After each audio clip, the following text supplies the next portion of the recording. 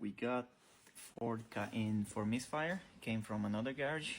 He said it was after he replaced the head gasket. And we've done the tests and diagnosed a faulty ECU. So we're now replacing the drivers for the coils. Basically that's the faulty component.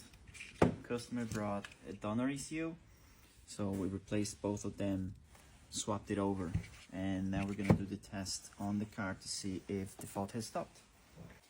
Now we're gonna just plug it in, run a few more tests, see if the fault is completely gone. Now we'll start the car.